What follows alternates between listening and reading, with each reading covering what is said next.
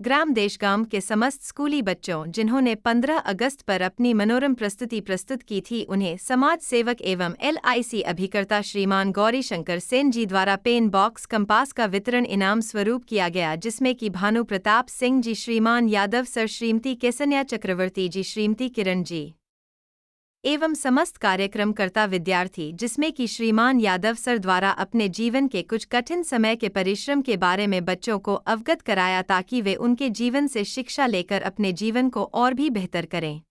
हमारा channel subscribe कर हमें सहयोग करें। आप भी एक में पढ़े हैं तो पुराने मिडिल स्कूल की तरफ है। देखो, सेन साहब किसी इंसान के मोहताज नहीं है, गाँव का हर बच्चा जानता है। उन्होंने जन सहयोग की भावना का हमेशा और सोशल वर्कर के रूप में हमेशा कार्य किया है। तो हर वर्ष की बातें मुझे याद है सबसे पहले कि जब यहाँ का रजत कुछ खास नहीं रहा करता था, उस समय जब सर की घोषणा थी, उसमें बच्चे भी कम थे, तो सर ने कहा था कि जो 75% लाएगा। लेकिन धीरे धीरे मैंने सेन साहब को कहा कि सेन साहब पैसे कमाना स्टार्ट कर दो, बहुत बच्चे आए। एक्चुअल में पैसा आप लोगों के लिए जरूरी नहीं था, एक मनोबल जो आपको क्या कहते हैं, प्रलोभन बोलते हैं, प्रेरणा दे आगे बढ़ने के लिए, ऐसा काम सेन साहब ने किया है। और आज हम देख रहे हैं कि बच्चों के परसेंट 85, 80, 90, 92% तक गए हुए हैं। इसका रीज़न इन्हीं को जाता है कि देखो, बच्चे कंपटीशन करने के लिए तैयार होना चाहिए। सारे बच्चे अच्छे हैं, लेकिन भावनाएं भी उनमें जागृत करने के लिए क्या दिया जाता है, पिन मारी जाती है। वो पिन मारने का काम किसने किया है? सेन साहब, है ना। तो आज आप देखो इतने परसेंटेज हैं, आज कंपटीशन बढ़ रहा है ना, लोगों ने पैसे दिए। तो आज आप देखते हैं कि 10वीं और 12वीं में जो उच्च स्तर पर नंबर ला रहे हैं देशगांव में, उन्हें अलग से इस संस्था की तरफ से जो दान के रूप में राशि प्राप्त हुई, उसका जो ब्याज आता है वो उन बच्चों को पुरस्कार के रूप में वो राशि दी जाती है। तो इसका सीधा सीधा आपको संबंध है कि आपको यहाँ से सारी योग्यता है। तो बेटा, आपसे पहले जो पढ़ चुके हैं, इतनी असुविधाओं का सामना किया है, सुविधाओं का तो इतना अभाव रहा है कि हमारी जिंदगी में पूछो मत। आप लोग बहुत खुशकिस्मत वाले। मैंने कई बार 9th में बच्चों को बताया, मैंने आज तक जीवन में कभी बैग मेरे पिताजी ने बाजार से खरीद के नहीं दिया। जो अपने सब्जी का थैला होता है उसी से पढ़ा हूँ 10वीं लेके 11वीं 12वीं तक, कभी नहीं दिया। तो मैंने 1-2 बार बोला तो बोलते कि बैग नहीं पढ़ता है, तुम्हें पढ़ना है। मैं 500 की बैग, उस समय 500 रुपये बहुत होते थे, 80 रुपये 100 रुपये में तो ऐसे ऐसे बैग आए थे अच्छे। बोले मैं देखो 500 की खरीद के दे सकता हूँ, क्या इस बैग खरीदने से मेरे होशियारपन में ज़्यादा दिक्कत आएगी क्या, कि और होशियार हो जाएगा बैग खरीदने से? तो मैं 10-20 खरीद के दे दूँ कि नहीं। तो बोले जिस चीज़ से तेरी शिक्षा का फर्क नहीं पड़ सकता है, वो चीज़ मैं कभी नहीं दिलाऊंगा, और जिस चीज़ से फर्क पड़ सकता है वो मैं तेरे लिए आगे रखता हूँ। आप लोगों के पास गाइड भी है, मेरे पिताजी कभी गाइड नहीं थी। बोले नहीं, जब पुस्तक है तो गाइड की क्या जरूरत, पूरा पढ़ो। जब हम इतना पढ़ेंगे तो उसमें से इतना ध्यान रहेगा, जब इतना ही पढ़ेंगे तो इतना ध्यान रहेगा, फिर कैसे लिखो। आजकल देखा है आपने, मैंने देख रहा हूँ इंजीनियरिंग के छात्र, मैडम इंजीनियरिंग के छात्र इंजीनियरिंग कर रहे हैं, वो कौन सी किताब आती होती है 20 क्वेश्चन की, तो उसे क्या बोलते हैं, उनकी भाषा में कुछ बोला जाता है 20 क्वेश्चन की, उसमें भी इंपोर्टेंट देखते हैं 20 प्रश्नों में भी। बताओ वो इंजीनियरिंग करके कहाँ करते हैं कि हम इंजीनियर हैं और हमें कोई नौकरी नहीं मिल रही। पूरा पढ़ें, पुस्तक आपकी जो है ना पूरा पढ़ें। जब आप पूरी चीज़ पढ़ोगे तो उसमें से 50% भी याद रहेगी, तो 50% में भी काम मिल जाएगा, है ना। जब पूरी पुस्तक में से मुश्किल से 30 नंबर का, समझो 30% का आपके पेपर में आता है, तो हमने 100% पढ़ी है तो उसमें 50% जाना है, तो 30% तो उसमें से आ ही जाएंगे आराम से। लेकिन हम क्या कर रहे हैं, महत्वपूर्ण प्रश्नों की तरफ ज़्यादा ध्यान देते हैं। नहीं, चीज़ कैसे आ रही है उस पर ध्यान दें और पूरा पढ़ें, है ना। मैं इसलिए बता रहा हूँ कि आप में से प्रेरणा है। मेरी पुस्तक परीक्षा के टाइम पे खो गई थी, सामाजिक विज्ञान की, पता नहीं किसने चुरा ली। 10वीं का पेपर और परीक्षा के समय पे 10-12 दिन पहले क्या कर लिए, किसी ने चुरा ली, किसी के पास नहीं बनी हो तो उसने मेरी ले लिया, वो लेके घर।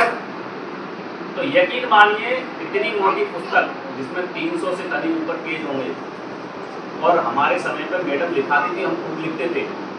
तो एक दोस्त ने उधार ली कि बेटा मुझे आज के लिए क्या दे दो, एक पुस्तक दे दे यार, मैं तेरे को कल वापस करूँ। बोले नहीं, मैं परीक्षा का टाइम चल रहा है, मिल जाएगा क्या पता।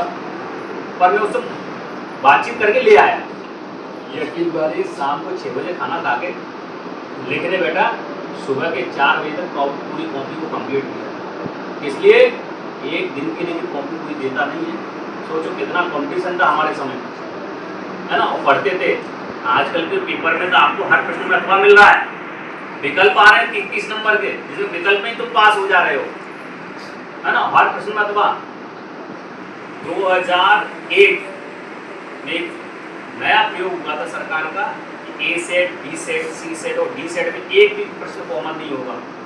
4 सेट और 4 में कोई भी प्रश्न कॉमन नहीं। और किसी भी प्रश्न में अथवा नहीं, केवल 2 प्रश्नों में अथवा आता था। मुझे याद अच्छी तरह याद है, प्रश्न नंबर 16 और प्रश्न नंबर 30 प्रश्न आते थे उस समय। पूरे 3 घंटे में 30 प्रश्न करना है। अगर एक प्रश्न नहीं आ रहा है तो उसके अथवा में कुछ भी नहीं था, मतलब आ रहा है तो करो, नहीं तो फेल करता। फिर भी बच्चे अच्छे नंबर लाते थे। उस समय 75% लाना बहुत बड़ी बात थी। 2001 की बात कर रहा हूँ। उस समय भी हमारे 74 पॉइंट कुछ आए थे, और जिसने टॉप किया था हमारा क्षेत्र, उसके 86% थे। कितने? 86। तो सोचो उसके नंबर में हमारे नंबर में ज़्यादा नहीं, 50 नंबर का फर्क था। वहाँ हम अपनी पढ़ाई को ज़्यादा सीरियस लेते नहीं थे। वो क्लास का होशियार बच्चा था। फिर हमने बाद में सोचा यार थोड़ा बहुत हम पढ़ लेते तो 74 तो 80, 85 तो हमारी भी आ जाती। तो ऐसा मत सोचिए होशियार बच्चा तो हम उससे ज़्यादा नहीं ला सकते, आपको लाना पड़ेगा। अगर में वो सेन साहब की तरफ से सारे बच्चों को प्राइज डिस्ट्रीब्यूशन है, और मैं पहले ही कह चुका हूँ कि सोशल वर्कर में मेरा विचार है कि देश गाँव के मानी हुई हस्तियों में सेन साहब का भी नाम आता है, और ये कहीं किसी से छिपा नहीं है। तो आज जो उन्होंने कहा था अपनी वाणी से कि मैं आपको डिस्ट्रीब्यूशन करूँगा, तो आज वो लाए हैं, तो आप सभी छात्रों को डिस्ट्रीब्यूशन किया जाएगा।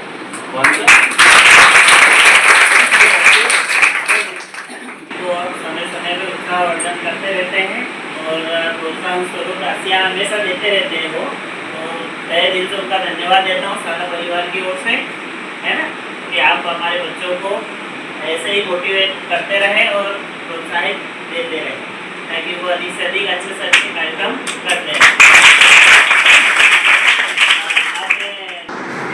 हमारा छोटा सा है, लेकिन प्रोत्साहन जो होता है वो प्रोत्साहन बहुत बड़ा होता है।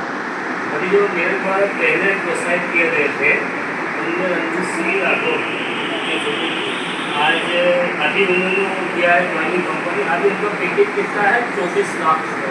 साल भर में कितने कमा रहे हैं? 24 लाख रुपये। अपने गाँव का बच्चा इस स्कूल में पढ़ा है।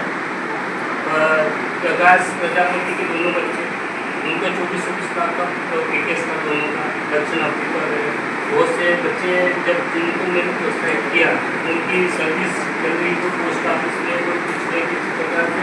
अभी एक ही परिवार के 3 बच्चे पोस्ट ऑफिस में काम, राधेश्याम के बच्चे।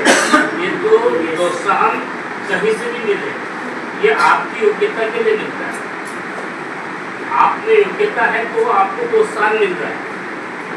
आप अपनी योग्यता को और निखारो, ताकि आपको आगे बढ़ने के लिए और रास्ते खुलेंगे। इसी के साथ आपने जो ग्रुप में जो कार्यक्रम किए हैं, आप लोगों से ये निवेदन